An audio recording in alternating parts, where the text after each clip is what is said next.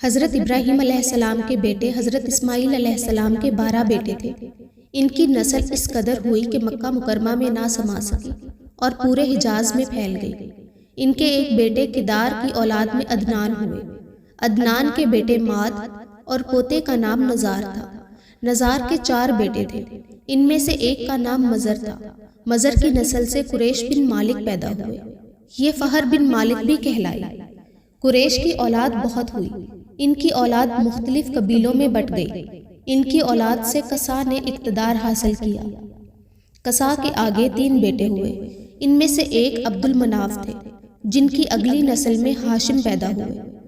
ہاشم نے مدینہ کے ایک سردار کی لڑکی سے شادی کی۔ ان کے ہاں ایک لڑکا پیدا ہوا، اس کا نام شیبہ رکھا گیا۔ یہ پیدا ہی ہوا تھا کہ ہاشم کا انتقال ہو گیا۔ ان کے بھائی مطلب مکہ کے حاکم ہوئے۔ ہاشم کا بیٹا مدینہ منورہ میں پرورش پاتا رہا۔ جب مطلب کو معلوم ہو گیا کہ وہ جوان ہو گیا ہے تو بھتیجے کو لینے کے لیے خود مدینہ گئے۔ اسے لے کر مکہ مکرمہ پہنچے تو لوگوں نے خیال کیا کہ یہ نوجوان ان کا غلام ہے۔ مطلب نے لوگوں کو بتایا یہ ہاشم کا بیٹا اور میرا بھتیجا ہے۔ اس کے باوجود لوگوں نے اسے مطلب کا غلام ہی کہنا شروع کر دیا۔ اس طرح شیبہ کو عبد المطلب کہا جانے لگا۔ انہی عبد المطلب کے ہاں ابو طالب، حمزہ، عباس، عبداللہ، ابو لہب، حارث، زبیر، زرار اور عبد الرحمن پیدا ہوئے۔ ان کے بیٹے عبداللہ سے ہمارے نبی حضرت محمد صلی اللہ علیہ وآلہ وسلم پیدا ہوئے۔ عبد المطلب کے تمام بیٹوں میں حضرت عبداللہ سب سے زیادہ خوبصورت اور سب سے زیادہ پاک دامن تھے۔ عبد المطلب کو خواب میں زمزم کا کنواں کھودنے کا حکم دیا گیا، یعنی حضرت اسماعیل علیہ السلام کے کنویں کو۔ اس کنویں کو قبیلہ جرہم کے سردار مزاز نے پاٹ دیا تھا۔ قبیلہ جرہم کے لوگ اس زمانہ میں مکہ مکرمہ کے سردار تھے، بیت اللہ کے نگران تھے۔ انہوں نے بیت اللہ کی بے حرمتی شروع کر دی۔ ان کا سردار مزاز بن عمرو تھا، وہ اچھا آدمی تھا۔ اس نے اپنے قبیلے کو سمجھایا کہ بیت اللہ کی بے حرمتی نہ کرو، مگر ان پر اثر نہ ہوا۔ جب مزاز نے دیکھا کہ ان لوگوں پر کوئی اثر نہیں ہوتا تو قوم کو اس کے حال پر چھوڑ کر وہاں سے جانے کا فیصلہ کیا۔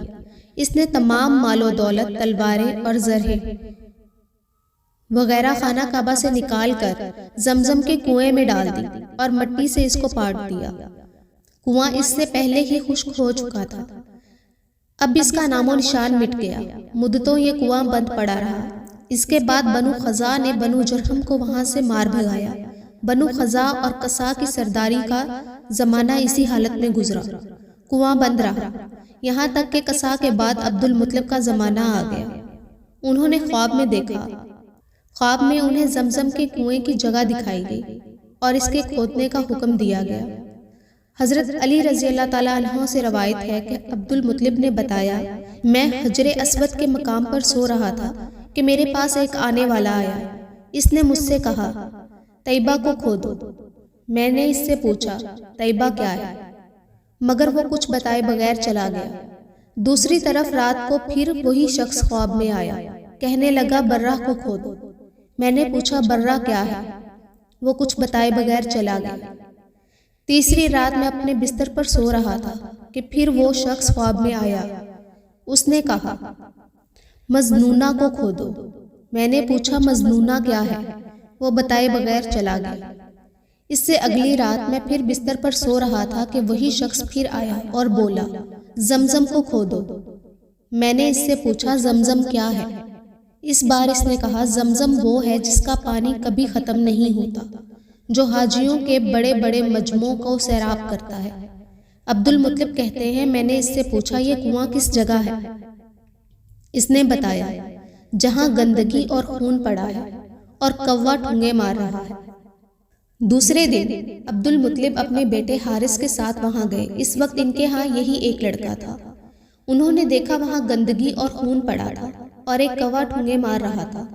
اس جگہ کے دونوں طرف بت موجود تھے اور یہ گندگی اور خون دراصل ان بتوں پر قربان کیے جانے والے جانوروں کا تھا۔ پوری نشانی مل گئی تو عبد المطلب کتال لے آئے اور کھدائی کے لیے تیار ہو گئے۔ لیکن اس وقت قریش وہاں آ پہنچے۔ انہوں نے کہا اللہ کی قسم ہم تمہیں یہاں کھدائی نہیں کرنے دیں گے۔ تم ہمارے ان دونوں بتوں کے درمیان کنواں کھودنا چاہتے ہو جہاں ہم ان کے لیے قربانیاں کرتے ہیں۔ عبد المطلب نے ان کی بات سن کر اپنے بیٹے حارث سے کہا، تم ان لوگوں کو میرے قریب نہ آنے دو، میں کھدائی کا کام کرتا رہوں گا، اس لیے کہ مجھے جس کا حکم دیا گیا ہے میں اس کو ضرور پورا کروں گا۔ قریش نے جب دیکھا کہ وہ باز آنے والے نہیں تو رک گئے۔ آخر انہوں نے کھدائی شروع کر دی۔ جلد ہی کنویں کے آثار نظر آنے لگے۔ یہ دیکھ کر انہوں نے اللہ اکبر کا نعرہ لگایا اور پکار اٹھے، یہ دیکھو، یہ اسماعیل علیہ السلام کی تعمیر ہے۔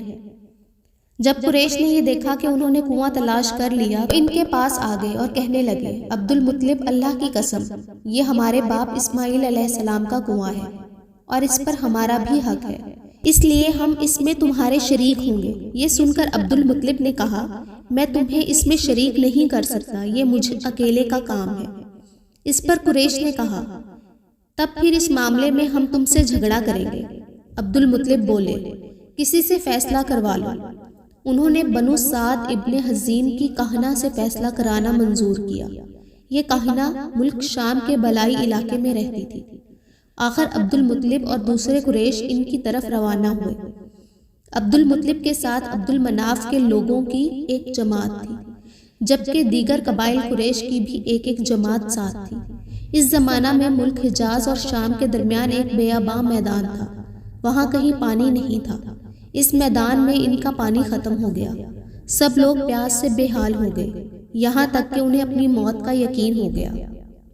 انہوں نے قریش کے دوسرے لوگوں سے پانی مانگا، لیکن انہوں نے پانی دینے سے انکار کر دیا۔ اب انہوں نے ادھر ادھر پانی تلاش کرنے کا ارادہ کیا۔ عبد المطلب اٹھ کر اپنی سواری کے پاس آئے۔ جو ہی ان کی سواری اٹھی، اس کے پاؤں کے نیچے سے پانی کا چشمہ ابل پڑا۔ انہوں نے پانی کو دیکھ کر اللہ اکبر کا نعرہ لگایا۔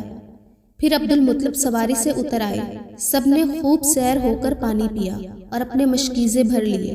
اب انہوں نے قریش کی دوسری جماعت سے کہا، آؤ تم بھی سیر ہو کر پانی پی لو۔ اب وہ بھی آگے آئے اور خوب پانی پیا۔ پانی پینے کے بعد وہ بولے، اللہ کی قسم، اے عبد المطلب، یہ تو تمہارے حق میں فیصلہ ہو گیا۔